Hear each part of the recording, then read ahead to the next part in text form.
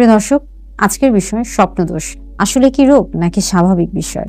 আজকের ভিডিওর মাধ্যমে জানবো স্বপ্নদোষ কেন হয়ে থাকে, কখন এটা স্বাভাবিক এবং কখন সমস্যা তৈরি করে থাকে। ভিডিওর শেষে জানবো এই সম্পর্কে সকল ভুল ধারণা সম্পর্কে।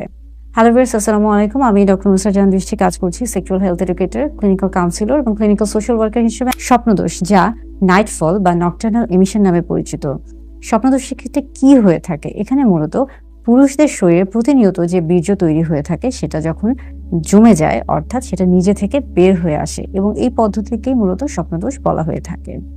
কাদের এটা বেশি হয়ে থাকে?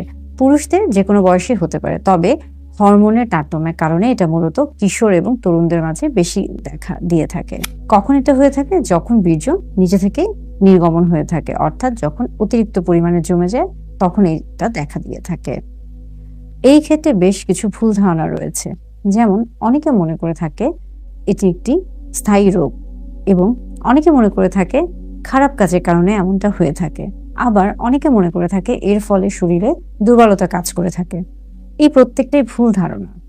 এই সমস্যার সমাধান কি? স্বপ্নদোষ খুবই স্বাভাবিক একটি বিষয়, এবং একটা নির্দিষ্ট সময় পর্যন্ত এটা কিন্তু স্বাভাবিক। বরং অনেক ক্ষেত্রে যদি স্বপ্নদোষ বা নাইটফল বা নকটার্নাল এমিশন যদি না হয়ে থাকে, তখন কিন্তু দুশ্চিন্তার বিষয়, বিশেষ করে সকালবেলা অথবা যে কোনো সময়। স্বপ্নদোষ কখন হতে পারে? অনেকে মনে করে থাকে যে এটা শুধুমাত্র স্বপ্নের মধ্যে কিংবা ঘুমের মাঝে হবে, কিন্তু এটা যে কোনো সময় হতে পারে।